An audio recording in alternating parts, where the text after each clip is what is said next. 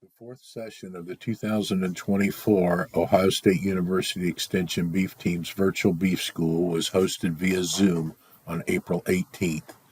This year's four evening beef school sessions took a deep dive into production practices and factors that impact quality and profitability when marketing beef directly to consumers.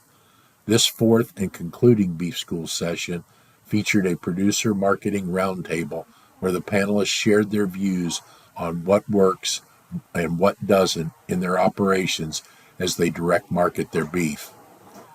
The producer panelists included Krysti Morrow of Rocky Knob Farms, Brad Berry from Berry Family Farms, Lindsey Hall of Maplecrest Meats and More, and Dale Phillips, owner of Phillips Meats. Listen in as OSU Extension Beef Specialist Garth Ruff interviews the producer panelists on what they've found works best when it comes to marketing beef directly to the consumer. Well, good evening, everyone. Glad you could join us here in April as we wrap up our virtual beef school here for 2024. Kind of looking forward to this evening's discussion. Got a panel really focused on that direct-to-consumer beef, try to tie up some loose ends from the discussions we've had here the last 3 months. We've got some questions for these folks. If you've got questions, feel free to type those in the Q&A box, and we'll try to address those as we go in kind of a round-robin format. Once again, this is going to be recorded, and we'll make it available on the OSU Extension Beef Team YouTube channel here as soon as I get the download tomorrow morning. But we're going to go ahead and get started. Just kind of round-robin approach in no particular order here. I'll do my best to moderate and keep things going. But we got four progressive beef marketers here from across the state of Ohio. And we're going to let you listen to some of the things that they figure out over the years, which is nice. I'm not going to have to talk as much tonight. So the first question, we're just going to have them introduce themselves, have them tell us a little bit about their beef operation and why and how marketing beef direct to the consumer fits their beef operation.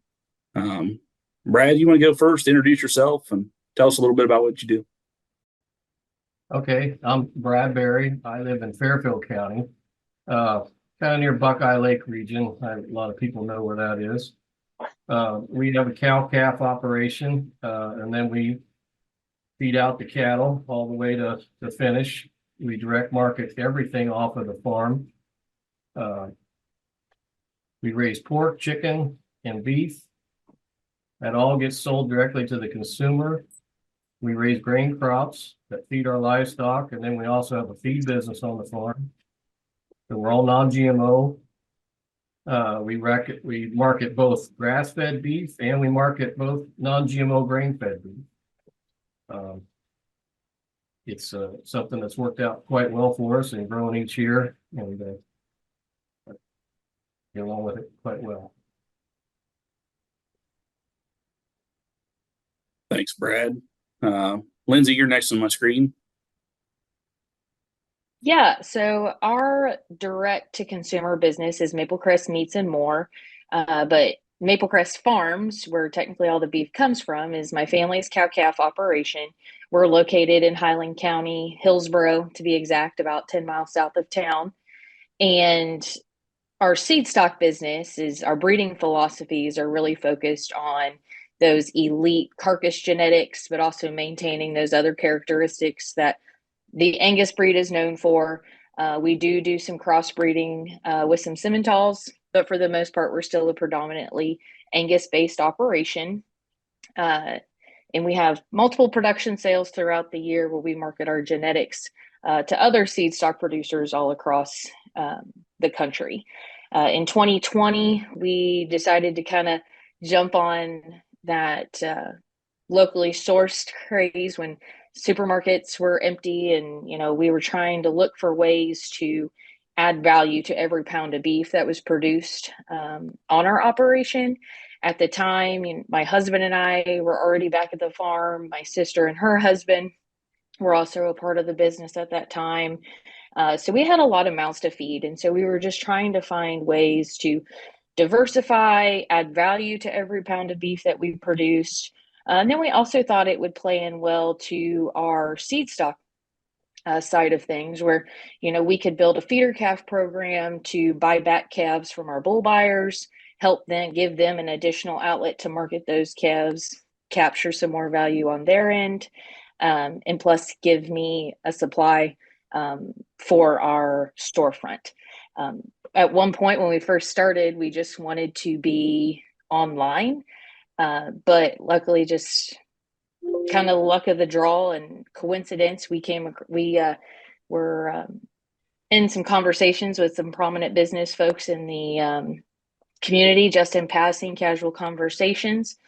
He said he wanted to open up a meat market, but he didn't know where to start. And we're like, well, you take care of the business side, we'll take care of getting you all the cattle and a good high quality product. And that's kind of been history ever since. And we just keep, and in the storefront, we do offer other products besides just beef.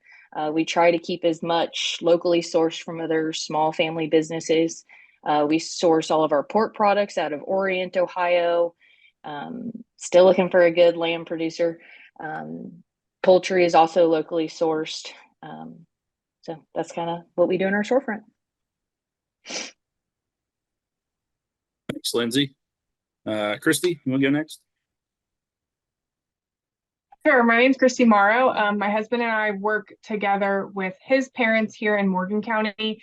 They have traditionally had, in the past, Herefords. So a lot of our beef is Hereford or red-hided cattle, which is a little bit different. A lot of people like the black-hided, but we found a specific market that has reached out to our butcher looking for Hereford. Didn't know that was the thing before, they called us and asked. So we do that with his dad. It is primarily wholes, halves, and quarters to individual customers. And then in 2022, much like Lindsey, we started Rocky Knob Meats, which is all online or pick up at the farm. And that includes beef, lamb, and whole chickens, which my brother and sister-in-law take care of. So other than those two things, we have about 500 ewes that we rotationally and intensively graze, with the goal of 365 days of grazing a year. And I guess wrapping up the beef, we finish all of our beef on grain. So. Thanks, Krysti. Dale, you do something a little bit different. Maybe not raising the cattle, but certainly selling local beef is a big part of your business. Absolutely. Yeah, I'm Dale Phillips, Phillips Meats Processing here in Zanesville. Our primary business is custom beef, beef and hogs. We're dipping into some different things here. We supply some hogs and beef to a pretty good sized grocery chain, and they want certified Black Angus, and we also are doing the Berkshire pork. And we're looking to expand on that and expand on some producers producing that stuff for us. And I don't know, it's the custom business is really good. That's what I've done for the last 20 years, and it's really good. But we're also trying to maybe create our own brand, as far as maybe the Angus product, you're using the same parameters as CAB does, only we're just going to call it something different, something that we're looking at. It's in the beginning stages right now. Thanks, Dale. While you're muted there, tell us a little bit about what type of cattle that you look to buy and how those animals kind of fit your beef business. Yeah, you know, for our custom and our retail, I try to buy the best. I do predominantly black cattle, and you know, I have some specific farmers, some in Morgan County, for one, you know, here and just the surrounding area. I tell everybody I try to buy the best. You know, as far as choice or prime. We also, I failed to mention the last when I introduced myself there. We also are involved in the remote grading process with USDA. So I now have the ability to, you know, grade our beef on a weekly basis. And but to answer your question, we shoot for choice or prime. Thanks, Dale. Lindsey, you guys do some unique things. You know, you raise some bulls and sell some seed stock. How do you determine which animals make it to the meat shop? Yeah, so as in Maplecrest Farms, as far as our breeding program is concerned, you know, when we're looking at the EPDs and the data, especially when it comes to carcass quality, we always try to select bulls and keep our females in that top 25% or better, and like marbling, ribeye, pay attention to some fat, also look at carcass weight. And that's kind of our breeding program. But as far as what animals are ultimately destined for the meat shop, it's allowed us to elevate our standard of the seed stock that we sell. So in our neck of the woods, we really have to pay extra attention to phenotype in addition to how they read on paper. So it's allowed us to be more critical on those animals that we keep intact or keep as seed stock. You know, just sometimes, even though, you know, one bull might not be as attractive as another, he might not be quite as sound, or he might not have as good a feet. So, but he's still very high quality, just in a different way. So it gives us another outlet for that. And that's how those ultimately end up in the feedlot. Or if we have kind of some off-age stuff too, you know, we do a lot of ET work. So if I've got some late Aprils or just stuff that just doesn't fit the right time frame, they're younger, they're just always going to be behind, those will also go into the feedlot. Brad, as far as live animal selection, what do you look for in your operation? Well, we have beef butchered every month. And so we're selling, roughly around 50 head of freezer beef a year, either by quarters, halves, whole, or by the piece. So we have an online store that you can buy individual cuts. And then we've got, you know, quite a customer base that does the others. So I was always taught, you know, Scott Barrett, who was with Fairfield Cattle Company years ago, taught me how to look at an animal when it's in the feedlot, and tell how it's finished. So we look for that tail head to be filled out. We need that brisket filled out. We need a nice round top across the back, and so we always got cattle coming on every month. With the way we do the business, I can't do all in, all out, group this, group that. It's a constant rotation. So it does present some challenges, a lot of challenges, as a matter of fact, because you just keep meeting the need every month, and it's difficult sometimes to keep it flowing, but it's somehow works, but not always.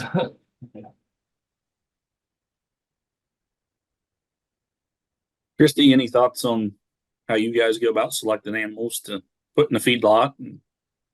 Yeah, we, like I mentioned, traditionally they've always had Hereford, and we've kind of phased out of the cow-calf portion and buy all of our calves in that come into the feedlot or graze on grass and then come into the feedlot. So they still have that preference towards red-hided or crossbred animals. I think if you would ask my father-in-law, it's all about temperament to him.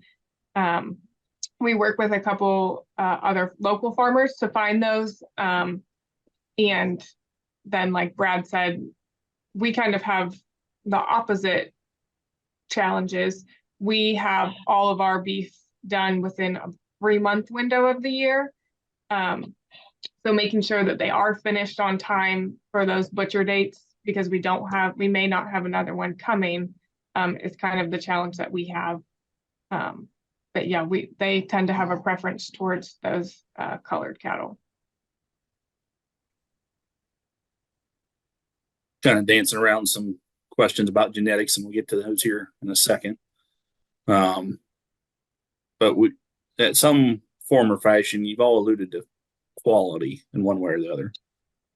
Certainly Dale's got the capability to measure that, being part of USDA's remote program. Lindsey, in your system, do you have the opportunity to market quality, or how do you define quality of your product? You're on mute there. Yeah, our operation was part of Certified Angus Beef's pilot program, the Ranch to Table program, and it was focused strictly on Angus producers that wanted to market direct to consumer. And we also take advantage of that remote grading with the processor that we work with. So every single animal that we harvest is graded. Everything is choice or better.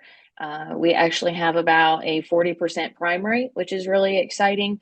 And since we're getting that data back, we can, really, really kind of put our money where our mouth is in terms of on our seed stock side of things, and prove that, the EPDs and the data, they're real. And if you use the tools in the correct fashion, then they really work for you. And, and it's also nice. We can also refine our management of those when we get that data back, whether we get them off feed faster, or if we need to feed some longer, if we have a grading that comes back that they're all choice, but for whatever reason they're not CAB, we can make those modifications to be more efficient ultimately in the long run. Brad, what does quality mean, or how do you define quality in your meat business? It's kind of difficult. So when you got a customer that's sold on grass-fed beef,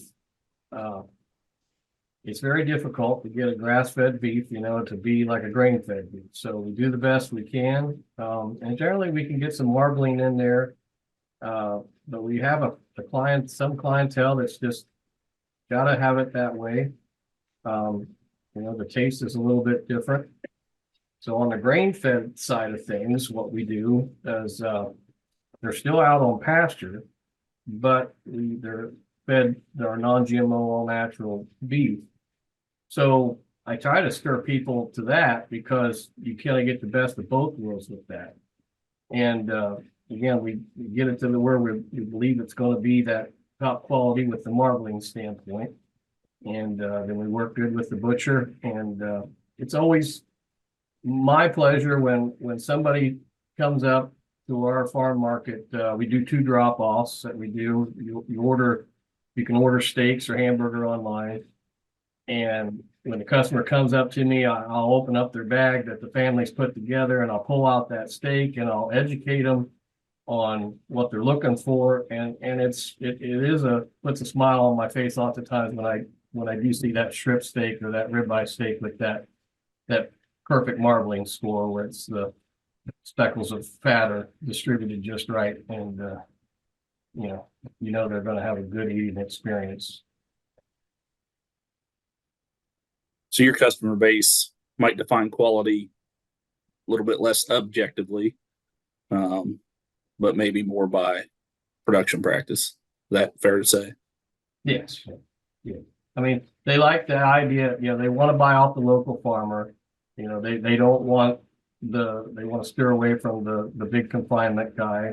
And of course, it's a niche market, so it's got to be non-GMO, and there's got to be some pasture involved there. And of course, the feeding program is another story, and it all works together for a marketing standpoint there.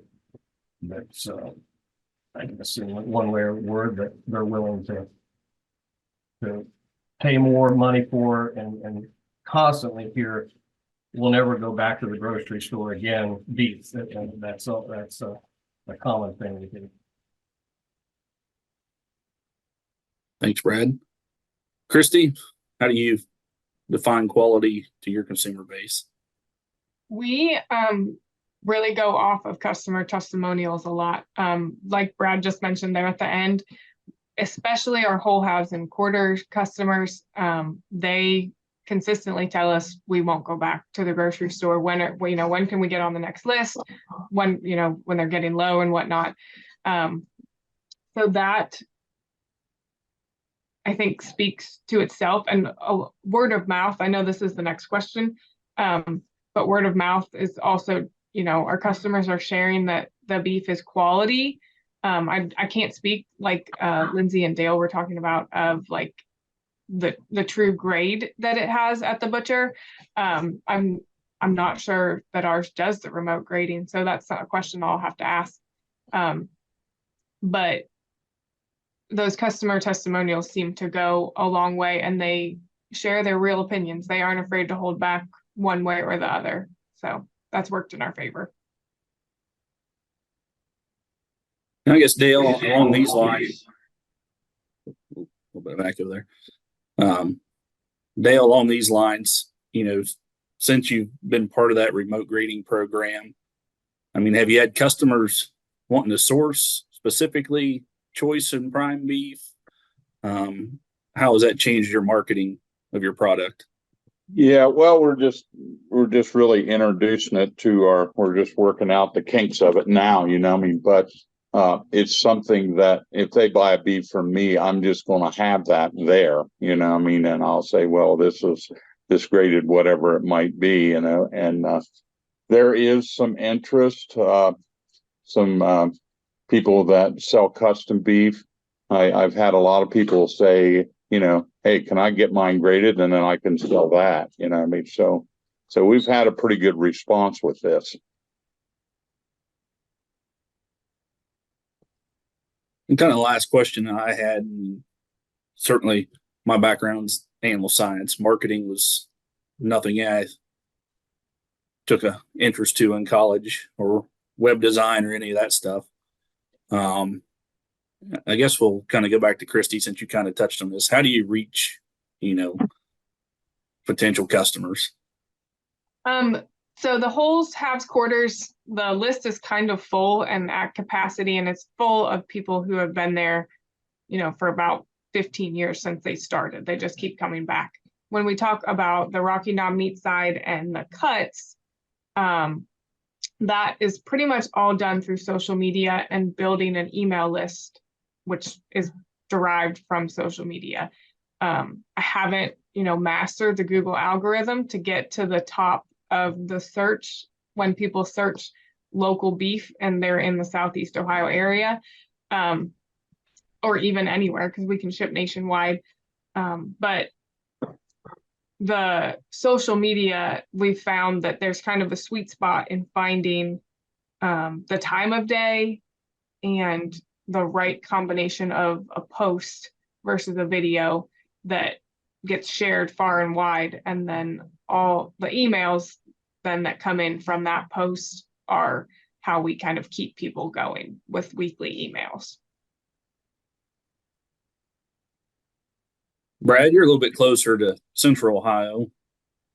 What's your customer reach or marketing plan look like?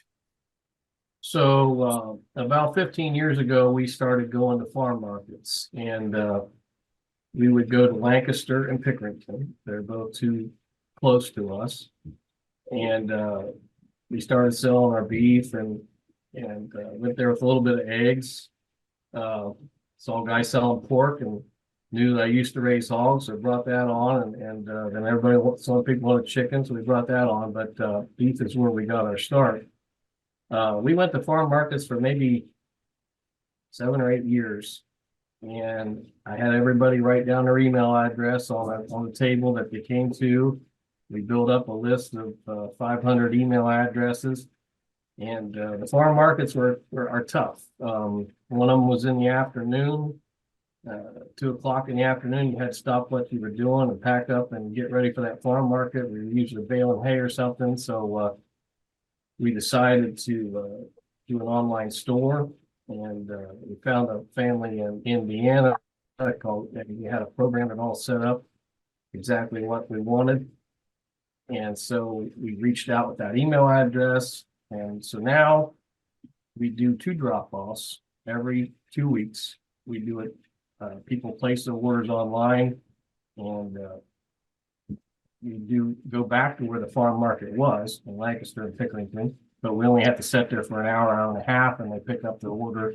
And yeah, well, I think somebody else touched on that. We do market other things. We carry some milk and cheese from other local farmers, but the marketing approaches work quite well that way. And then, of course, there also is the customer base of quarters, halves, and wholes. But you get a lot of people that used to buy a quarter and a half when they had a family, and now it's just the 2 of them. So actually, an eighth of a beef box, or just buying some steaks and ground beef, or something that is actually a good selling tool there to have, because they were used to buying a large amount of beef when they were younger, and they still want to do it that way. So we find that niche market there works well. Thanks, Brad. Lindsey, I'm sure you guys have learned a lot about marketing in the last couple of years. What's that learning curve been like jumping into retail sales? Overwhelming. There's so much to it, and it's amazing the tools that we have available to us through Facebook, Instagram, like it was previously mentioned, figuring out that right balance of reels versus regular content posts, and the boosts that you can do in the types of posts, whether it be like behind the scenes or just here's what we have on sale. There's a definite finesse to it, and it's amazing how different kinds of posts get different responses. I'm still figuring it out. I definitely don't have it all figured out, but we've got lots of different outlets. Other than social, we of course have our website that people can go to, that we try to regularly on our social posts kind of tie it all together, drive them back to the website to draw traffic there. We're starting to dabble in Google Marketplace. Figuring out the keywords is probably way more intimidating and harder than even social. And we've actually even started working with a company that kind of gives us those analytics and those reports. And we've changed our keywords several times, and it's amazing. If I didn't have that resource, I'd hate to think of how far behind we would be. So that's been a huge asset in figuring that out. And then another way we communicate with our customers is through a weekly email subscription. Right now, we're, I think, almost at 900 subscribers. So every Sunday evening, we'll send out that email. So that's exciting. But even with all the tools that we have available to us, I think regardless of the type of direct marketing business you have, whether it's off the farm or a storefront, you can never take for granted the word of mouth. I mean, it's the nature of the business that we're in, and we make sure that we don't take that for granted, and that we try to have someone out on the sales floor just talking face to face with folks. Whether we do some deliveries, pickups, we always follow back up, check in with folks, see if they, had any complaints, if they were happy, what we could have done better. We're even considering doing some farmers markets as well, but you can't replace that face-to-face interaction with the customer. Thanks, Lindsey. Dale, you've kind of touched on, you've been in the custom business for a long time, and probably were busy before COVID and continue to be busy since. What's marketing like for your business? Whether it's on the retail side of things or processing. How does Phillips Meats reach a customer? We have, on the custom side of it, we pretty much, had the same customers for years and years, and they kind of do that marketing for us, but on the retail side and where we sell beef, we have a pretty good presence on Facebook. So I think we got, I don't know, I'm guessing now 1,500 followers now on Facebook, and we post stuff almost daily, specials, that sort of thing. We also, the Google thing, and I'm kind of speaking out of turn because I really don't know a whole lot about this. I got a person that does know though, so she does the Google thing, and of course our website, we get a pretty good response from that also. The Google thing. What one thing we have found out is there's people from Nebraska, Hawaii, Canada, all over that's wanting to ship orders. And that becomes a problem because the shipping cost is more than what the meat is, so we've had to limit what we do, to maybe just our surrounding states. And we do probably, I'm going to guess at 15 orders a week that ship out UPS, and it's in its second year. So we're, first year we didn't do much at all. Now we're kind of at 15, and hopefully it'll keep growing.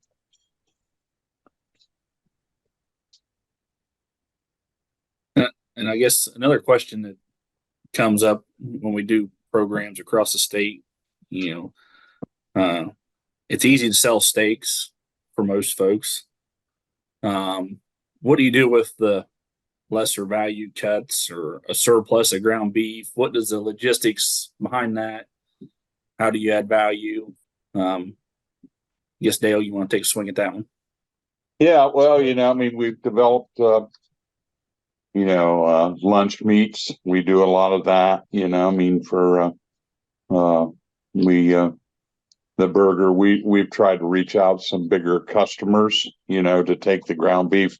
And you're exactly right. We have some customers that they want ribeyes and they want T-bone and they want all that stuff. And that's a challenge for a processor, to sell that. And but so far we've done pretty good with our remote sale, which sometimes we have to discount our burger to make it move, or whatever. But that's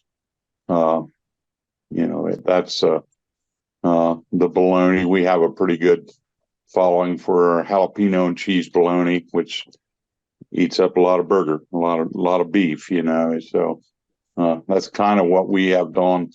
Moving forward though, as we get that problem will compound itself as we get, doing more beef, doing that thing, and then it's a challenge. I would make the argument that managing inventory is a challenge regardless of size. Krysti, how do you guys tackle that problem? You ever run out of steaks and think, what do you do with all this burger? Yeah, we are out of steaks right now, actually. Because we only have set time frames throughout the year when we butcher beef. When we're out of something, we're out of something, and our customers kind of know that. When I send a restock email, they tend to kind of pick up on that and jump on that. We do discount beef or ground beef if they're going to buy 10 or 20 pounds at a time.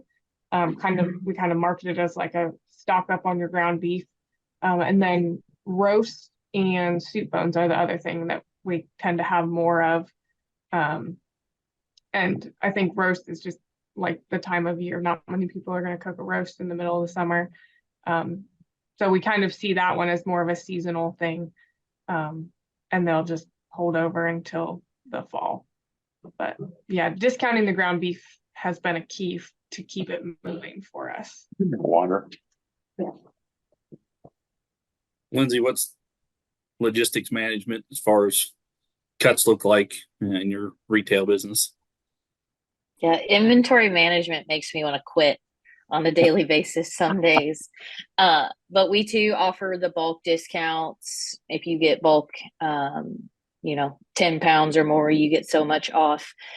We do have an unfair advantage in that we offer hot lunches. So when I'm running along on a roast or ground beef, I just incorporate a hot lunch that with one of those.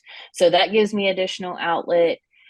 We do work with some food banks. I sell, get patties and send those to a local truck stop here in town. We work with the schools a good bit in providing patties for them in the warmer months, like in the early fall, in late spring. So that gives us an additional outlet. But yeah, you have to usually sell it for less than you want to, just because there is always a surplus. But besides the discounts, we just use those up for hot lunch days at the store. Brad, does spreading your harvest schedule out throughout the year help on the inventory management, or do you still have some challenges there? It works for the most part. I think our marketing is kind of similar to Krysti's there. We do get people that want to buy 25-pound boxes of ground beef and the roast, I guess roast was probably more popular in the olden days than they are now. So we don't generally, we'll do a good chuck roast, good rump roast. We don't do every roast that is available. That will go into ground beef because ground beef seems to be, a very good seller. In the perfect world, everybody wants grass-fed ground beef and grain-fed steaks. And so it doesn't quite work that way. But since we market beef both ways on our farm, that is, you won't be surprised at how many requests we get for that. And I said, well, it just doesn't work quite that way. But more than likely, it all moves pretty good. If you do get a lot of one, then you might put a sale on there and this and that. But generally, the demand has been good, and I'm usually out of stuff. So I kind of force my customers to rethink what they're going to have for dinner and buy what we've got left. Stan, you have a question there?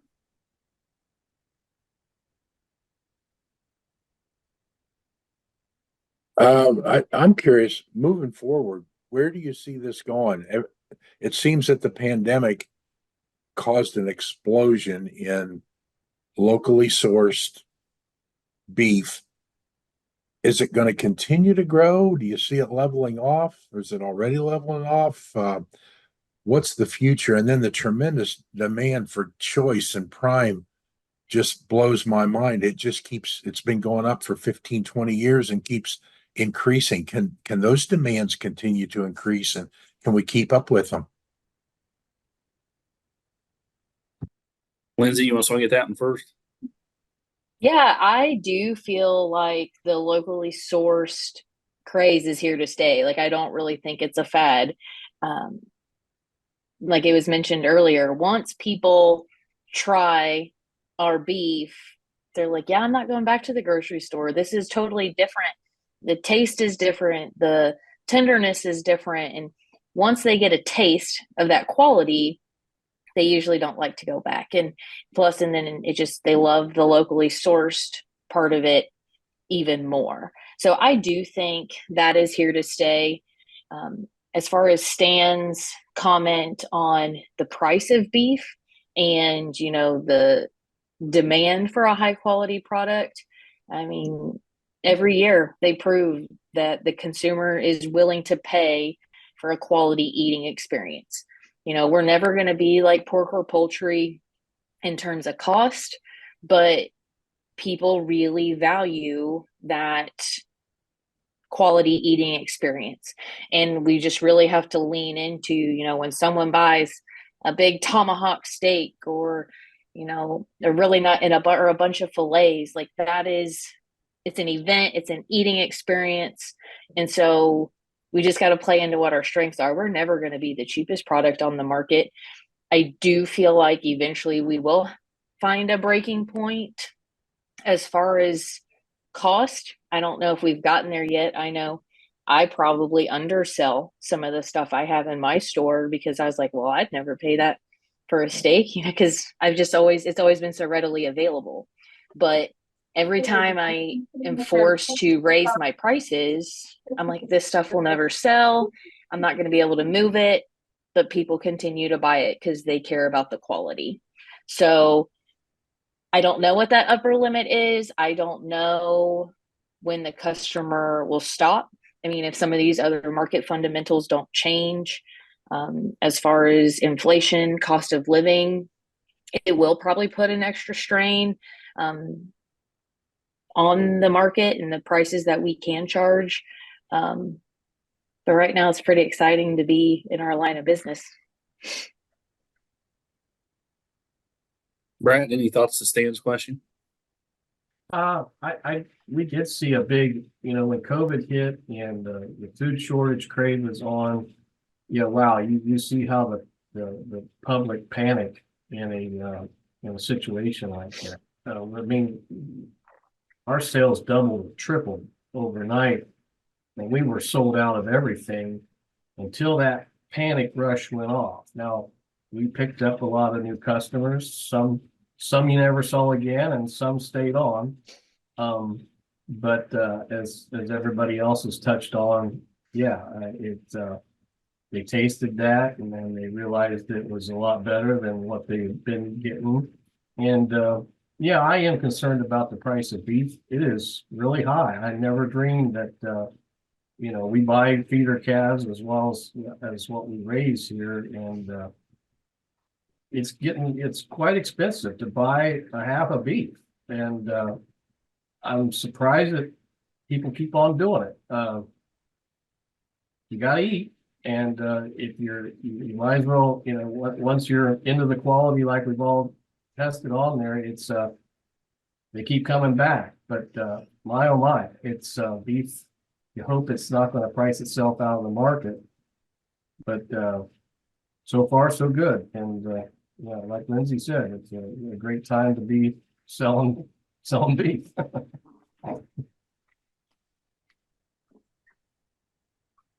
Krysti, you want to share anything as it relates to what Stan brought up there? Yeah, I would agree with both Brad and Lindsey that the demand doesn't seem to be going anywhere. We have seen ours kind of level off a little bit from the high demand that we had when we started. And we got started a little bit late after the pandemic when it comes to the retail cuts. But the demand for the halves, wholes, and quarters for us just keeps going up. Like, we won't be able to meet that demand. We have people that can either wait on a waiting list, or I always suggest to them giving our local butcher a call and seeing if they can get on somebody else's list. But yeah, I don't think people, they hear about and they taste the quality, like everybody else has said, of local beef, and they're not going back. They're going to figure out a way to, pay it or make that bulk purchase, for that year's supply of beef.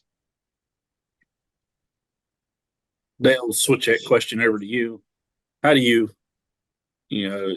as we talk about increased demand and, growth, how do you plan for that in the meat business? You're not raising the cattle, but you work with the folks that are. How do you make that adjustment? It's probably something that can't be done today or tomorrow, but a long-term process. I've got you muted there.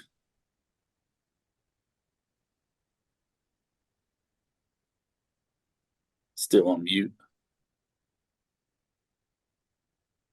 Get the iPad figured out.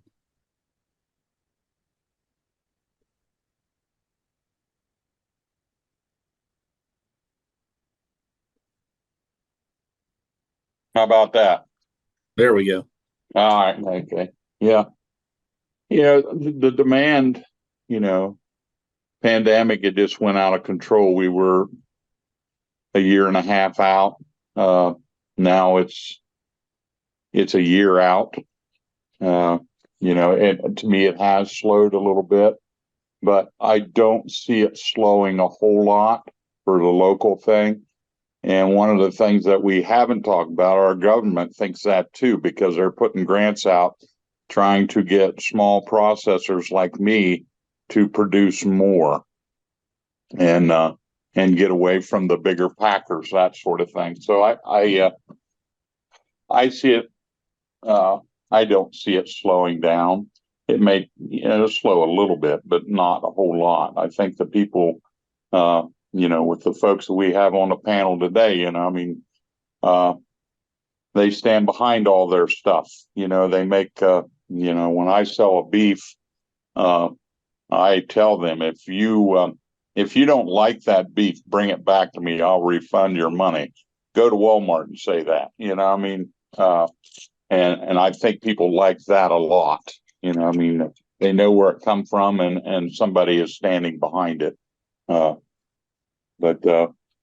we plan on, as far as I might be getting a little bit out of the question here, but we plan on expanding again. There's a couple grants out there that we're going to do, and hopefully we can keep this thing going.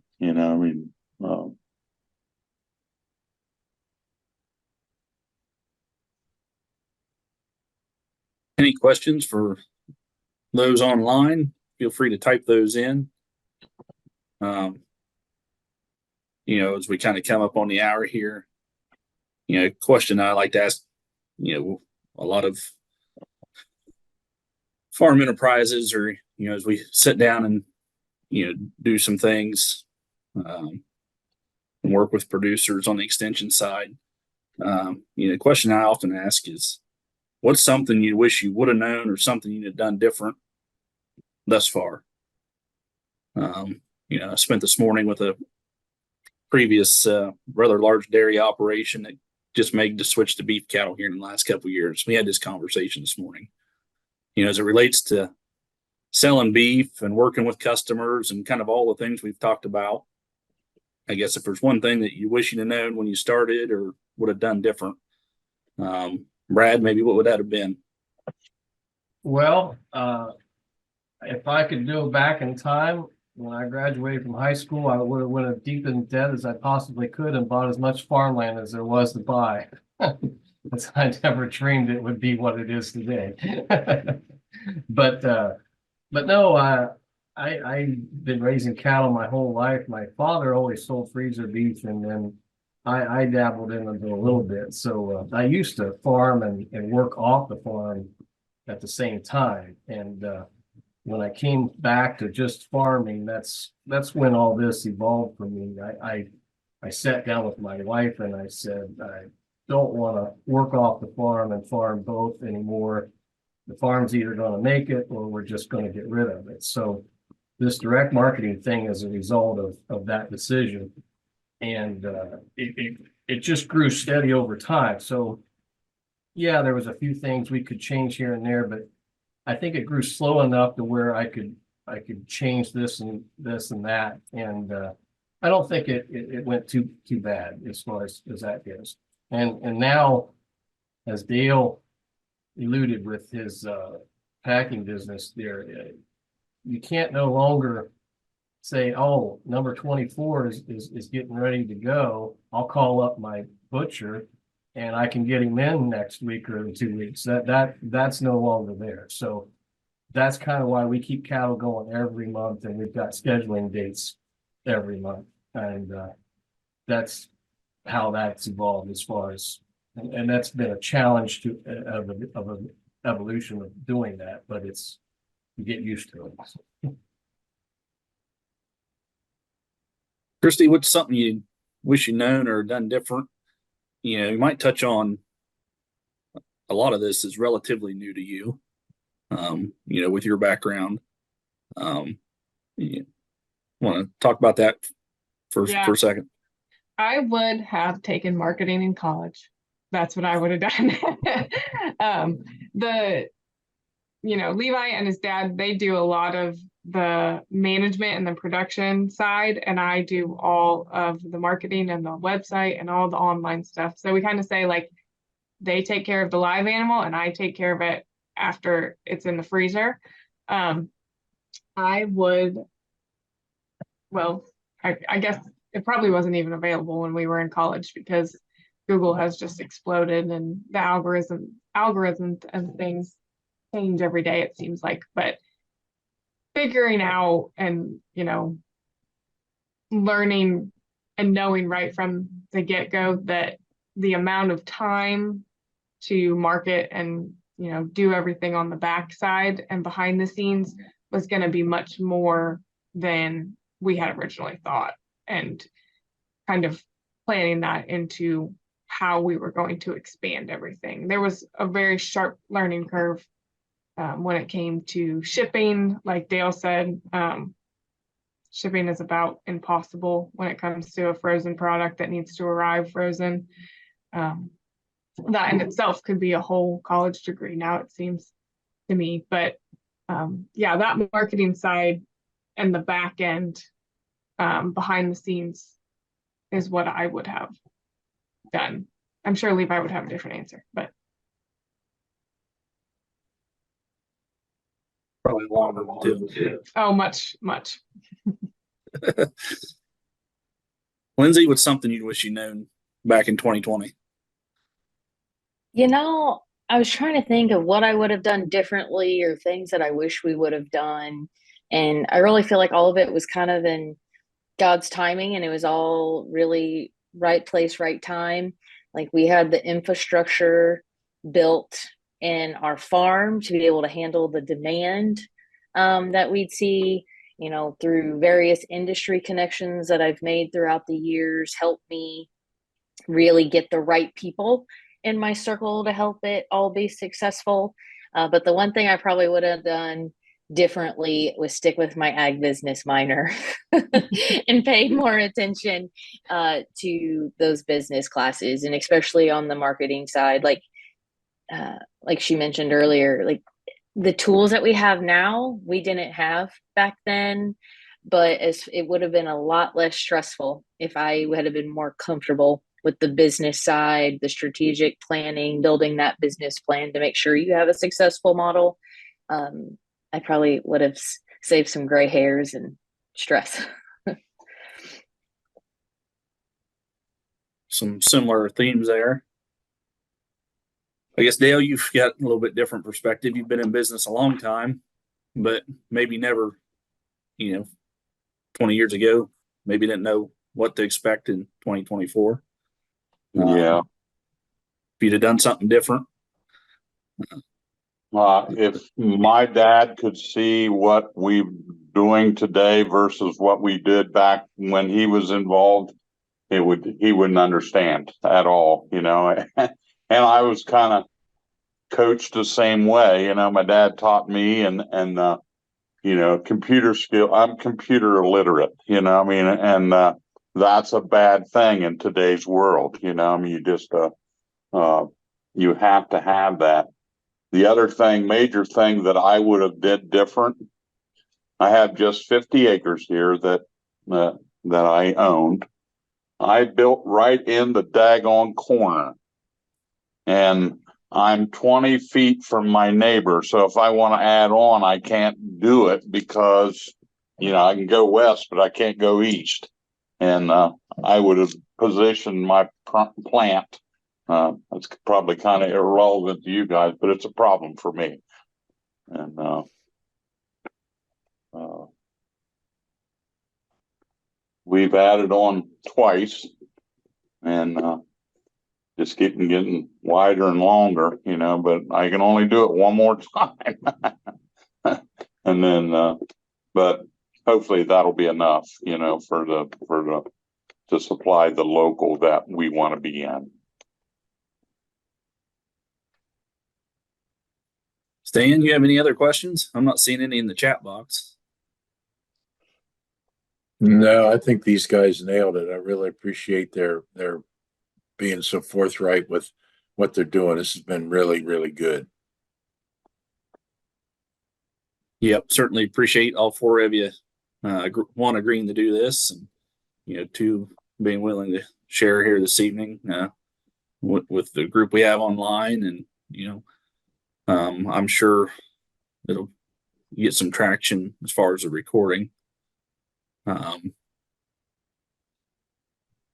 we certainly appreciate that. It kind of wraps up our 2024 virtual beef school. We tried to do something a little bit different than we've done in the past. I think it went fairly well.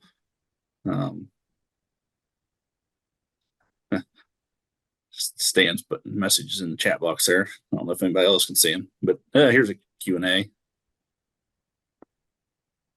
All right.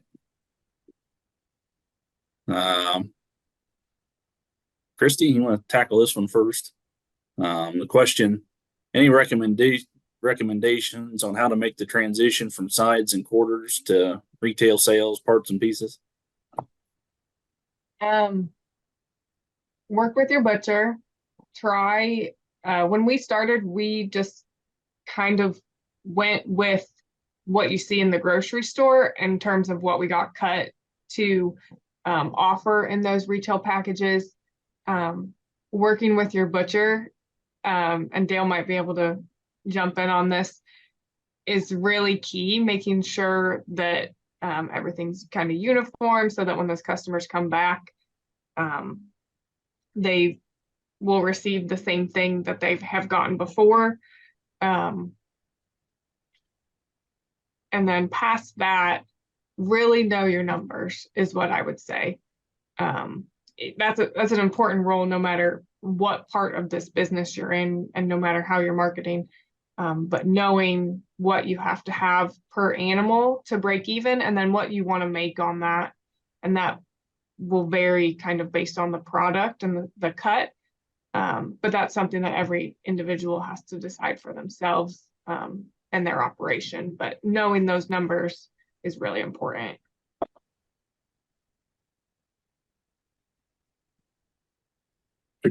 Krysti or Brad or Lindsey, that brings up an interesting question. How do you price your parts and pieces? I mean, the quarters and the halves and the wholes, that's fairly easy to do the math on, but the parts and the pieces, you go to the grocery store and kind of compare to them, or you just see what the local traffic will bear? What do you do when you're pricing them? I'll jump in, I guess. So we started with what our break even was for a whole animal. And then because a lot of our business is in shipping or in pickups, we tried to price based on the shipping. It's a lot more expensive to have the box, the insulator, dry ice if it has to go out of state, or the ice packs if it's within Ohio. So that all has to be accounted for. Our time has to be accounted for, which we didn't get right from the beginning. So we had to go back and kind of change that, knowing what the marketing side was going to take. And then Levi, with his ag business degree, he added in everything else, the electric that the freezers are going to pull and the time it takes to get to the butcher and on the phone with the butcher and all of those things. They seem kind of medial, but I'm only on the phone with the butcher for about 15 minutes, but that's still 15 minutes of work that has to be accounted for somewhere. So that's kind of lost the train of thought and where we were going with that, but that's kind of where we started in finding that base of what we had to have to kind of make everything break even. And then we chose 20%. We're probably never going to be able to compete with the grocery store. And we know that. That was just something that we had to kind of swallow that hard pill to begin with. And when we're marketing, we're not trying to compare ourselves to the grocery store. We're just trying to promote what we have. A lot of good stuff there. Lindsey, any thoughts? Yeah, I echo her a lot, and you have to know what your cost is. And in the very beginning, we probably didn't account for everything that we should have or could have. Now that we have a pretty good grasp on what our break even is, or what it costs to get a pound of retail steaks in the freezer, we now know that cost. And there's different cuts that we do hope to make different percentages on. They're like, kind of, of course, your premium steaks, we hope to kind of make a little bit more on those. Your middle meats or grind, maybe we don't make the same margin on those. But we do price check with similar products. So like, since we're selling a branded product, we kind of price check with those other local markets that do sell the same.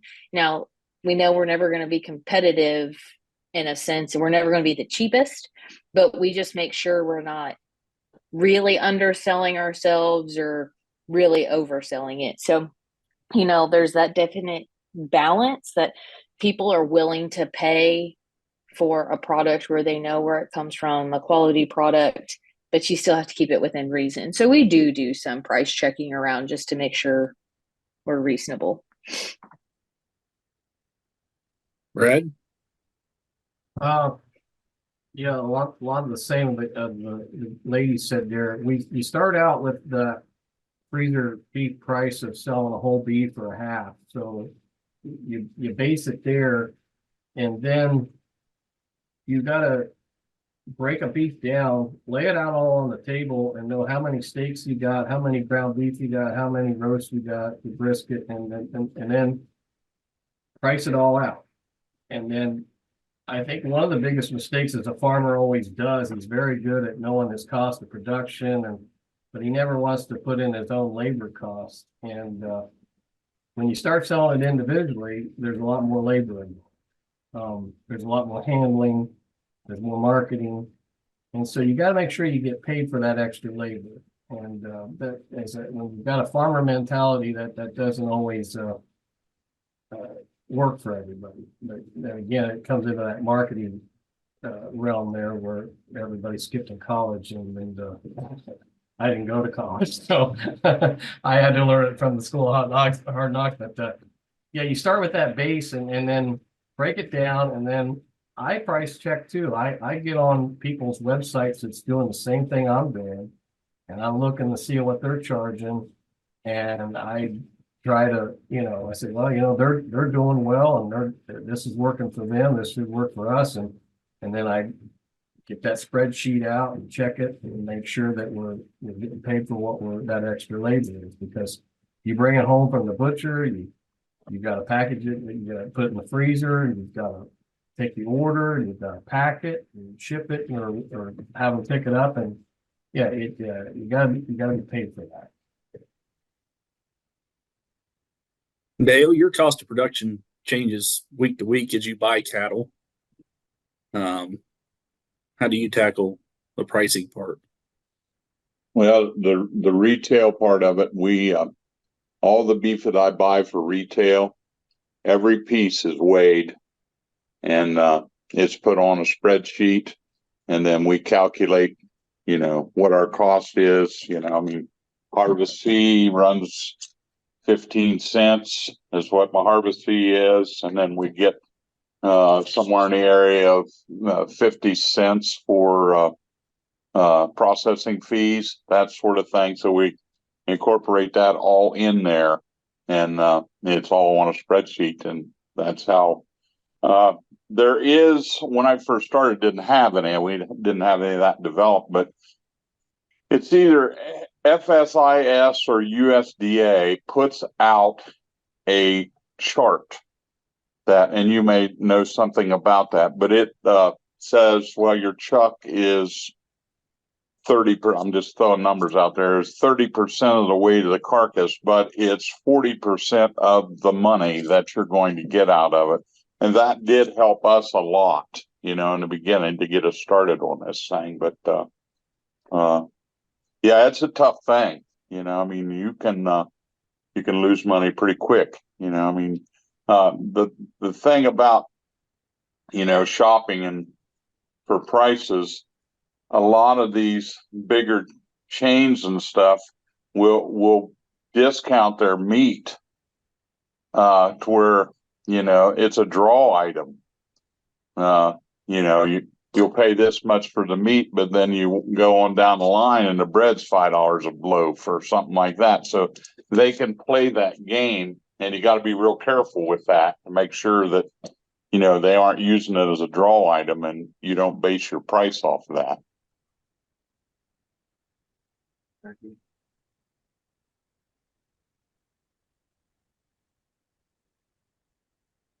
Well, Michael, I hope that answered that question with a little bit different perspectives.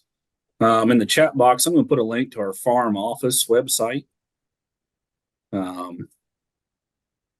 There we have a variety of enterprise budgets, and Stan and I worked on what we've published as a freezer beef budget using that USDA report that Dale has alluded to, you know, where the subprimals X percentage of the carcass and X percentage of the value. So we worked that into an Excel tool there toward the first of the year. You know, plug your own numbers in, certainly. The numbers that are there are just placeholders. But if there's interest in using that, give Stan and I a call and we can kind of walk you through it. We make sure to capture labor and time on the front page of that budget during the live animal side of things, primarily. But well, once again, I want to thank our 4 panelists and Stan for logging on tonight. I think there's a lot of good discussion there. We'll get the recordings posted as soon as we can, and hope that everybody has a good summer and you know, has some success in their direct marketing or freezer beef business.